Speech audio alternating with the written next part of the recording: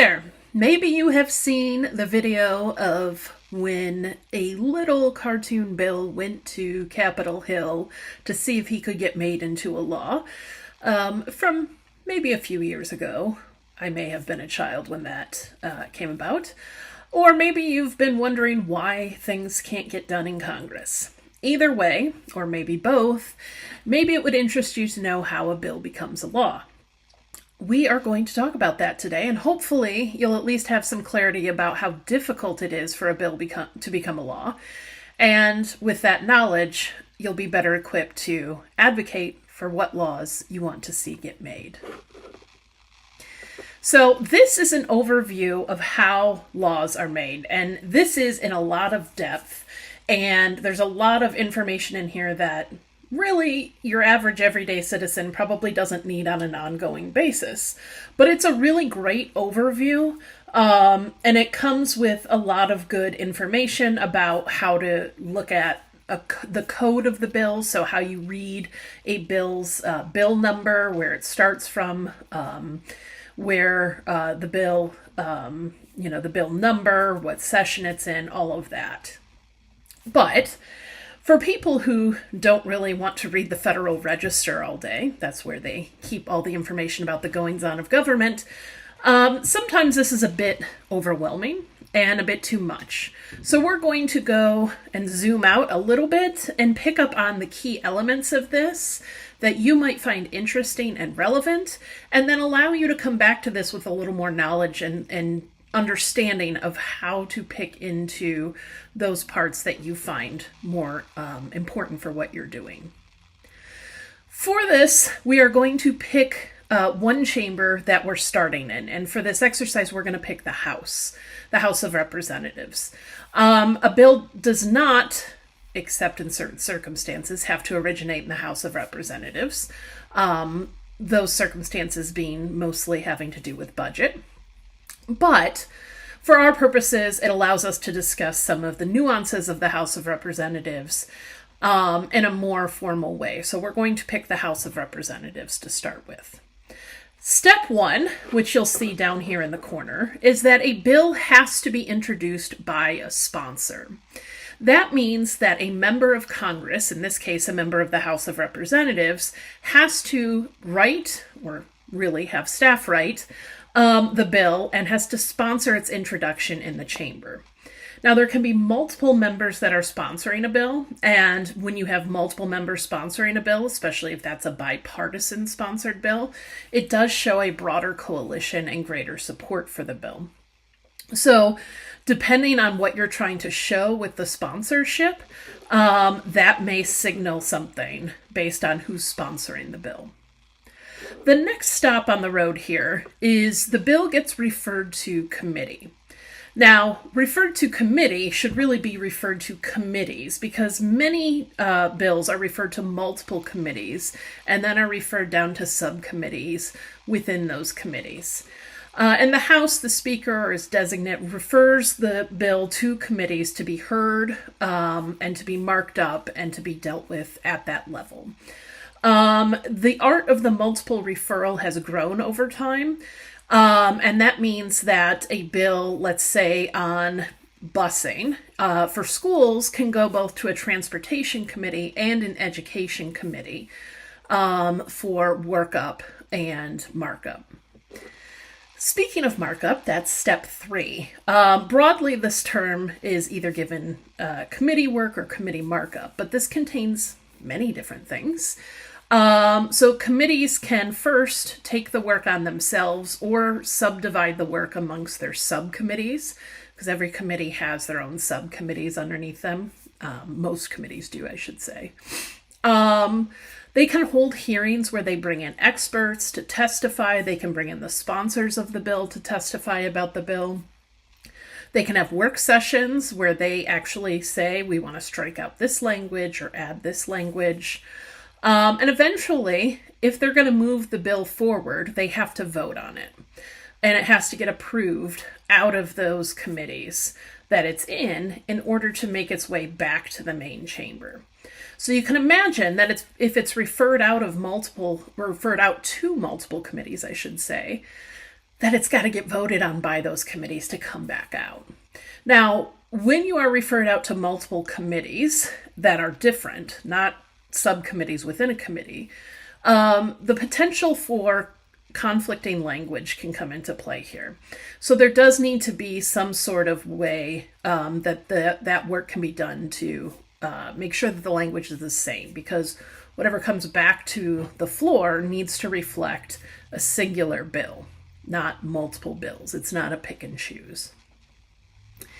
Once a bill is ready to come out to the main floor, it goes first to this Rules Committee. And the Rules Committee has a long and storied history within the House.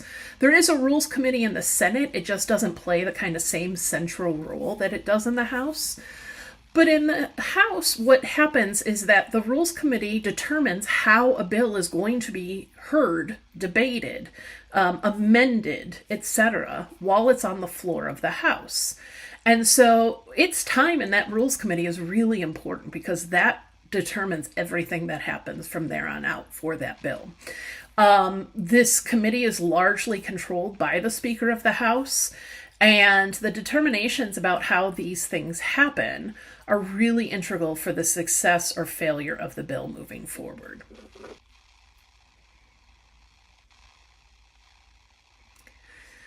So once a bill comes back to the floor, and remember, it hasn't been there since it's been introduced, it often looks very different. And the first thing that gets voted on isn't the bill itself, but it is that rule that comes out of the Rules Committee about how the bill should be discussed. And again, this is in the House how this gets done, but there's a similar process that happens in the Senate. So the Rules Committee's rule gets voted on first, and then the bill itself is considered based on that rule. It is up to the Speaker's discretion when this gets on the calendar for the House.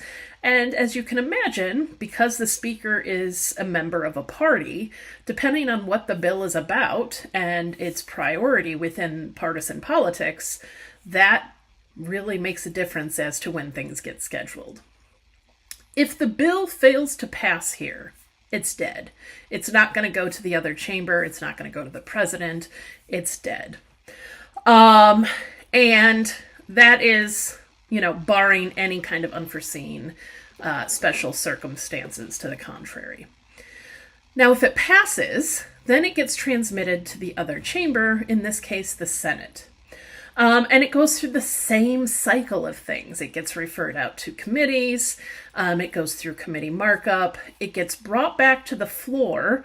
And it gets put on the calendar by the Senate Majority Leader, or sometimes through other processes that exist in the Senate, because the Senate has some unique processes. There are kind of three potential big outcomes here, if the bill makes it out of committees at all. One is the bill dies. And if the bill dies either in committee or it fails to pass, then it's dead. Just like if it hadn't passed the House. One other potential outcome is that the bill passes in the exact same form that it passed in the House. And then a final potential is that the bill passes in a different form. So if the bill dies, we've kind of dealt with that. No need to go into that further. If the bill passes in the same form, that's kind of the easiest outcome, because it goes to the president for signature as long as it's in exactly the same form. I mean, down to the letter, to the punctuation, everything. It can go directly to the president for signature at that point.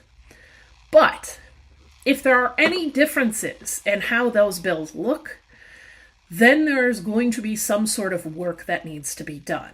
Now, the historical way to do this is through a conference committee, where you get members of the House, members of the Senate, and they work out a compromise that both chambers have to vote on. What tends to happen these days is one of two things. One is some sort of other type of negotiation without pulling together, a formal conference committee. The other is that the House can see what the Senate passed and just vote on the Senate version and approve that. So they can say, we see what you did. You took out a couple of things or added a couple of things. We're just going to go ahead and vote on that one. They approve it, and then that's the one that moves forward in the exact same format. So there's kind of a few different ways to deal with that, but the big picture takeaway here is that it has to be in the exact same form before it goes to the president.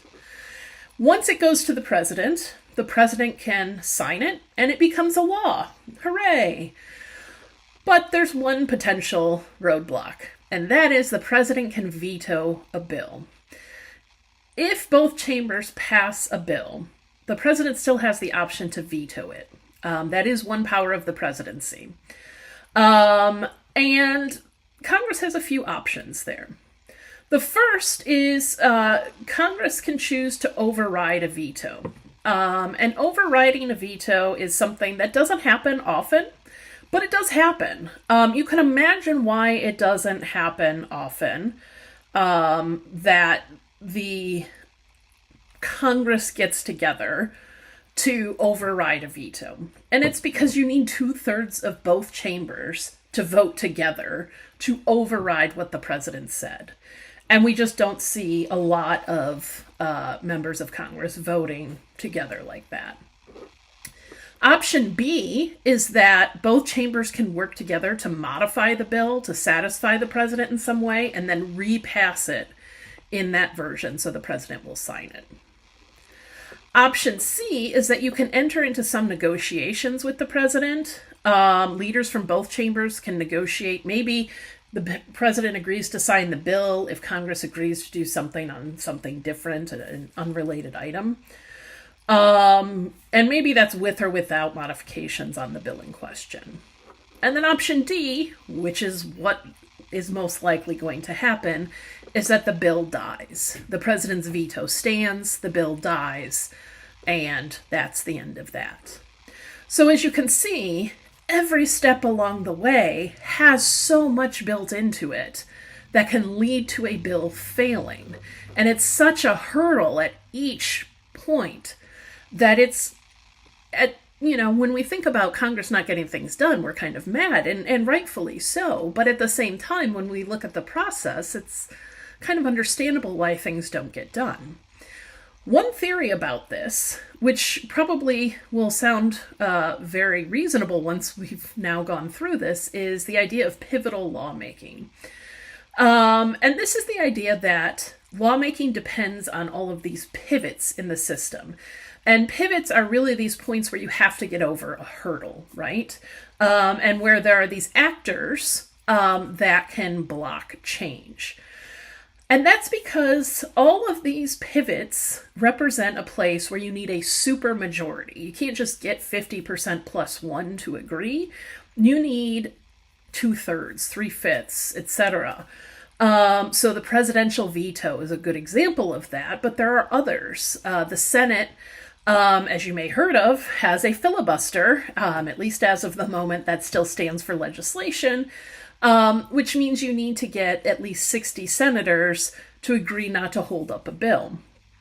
And then there are some others we'll talk about in just a second here. You also have the fact that many of our members of Congress have different preferences and come from different areas of the country, and so their preferences are different not just because of themselves individually, but who they represent. So gridlock in Congress, which irritates us all, occurs because there is a preference for moderate status quo policies that results from these pivot points. The only thing you can get over these hurdles are kind of things that everybody agrees to. And winning coalitions have to be bipartisan and have to have supermajorities, right? You can't just get 50% plus one. You need to get 60 to 70% at least. So these pivot points start from the very beginning. When you're trying to get something through a committee, you need that kind of person who's in the middle. If you spread them all out along ideological lines, you need that person who's the median member to agree with you and everybody else along your side, right? So you need to get everybody lined up, at least that far, and to go with you on that bill. Now, that may not go along party lines, although quite often it does these days. But you need to get that median member. And the same thing in both chambers of Congress. You need to get that median member to agree with you. You can't just get a simple majority. In the Senate, you need to have enough people to overcome the filibuster. When the president vetoes, you have to have enough people to overcome the veto. And the president himself acts as a veto. So visually, here's how it works. In Congress, you have both the committee level and at the chamber level, you have the median member. And if you don't get the median member and everybody else, you get gridlock. But if you do, then you can take that to the Senate. Let's say you start in the House, you can take it to the Senate. But if you get filibustered, then you're out, gridlock again. If you are able then to get everybody on board, so no filibuster, right? You've gotten 60 people on board. Then you get to the president, who has either the ability to sign, and so you have a new policy, or that veto, right? A literal veto point. And then Congress, with a veto, can basically say, we accept, or can try and override to get to a new policy. But it is only with either the president signing after overcoming these hurdles or Congress overriding after coming the presidential veto that you get to a new policy. And that's a pretty high bar. Now, a lot of things make it over that bar, but a lot of things don't. And so I think we need to kind of understand this to better understand why policy doesn't change in big, dramatic ways, but also to understand what it does take to move members of Congress through this process. So as you think about the policy process, as you think about the lawmaking process, it's not enough to just know each step. It's really important to know all of these potential points at which there can be blockages and gridlock along the way. I hope that helps you better understand how a bill becomes a law. And if you do remember the old Schoolhouse Rock, maybe bill will eventually one day truly become a law. Thanks.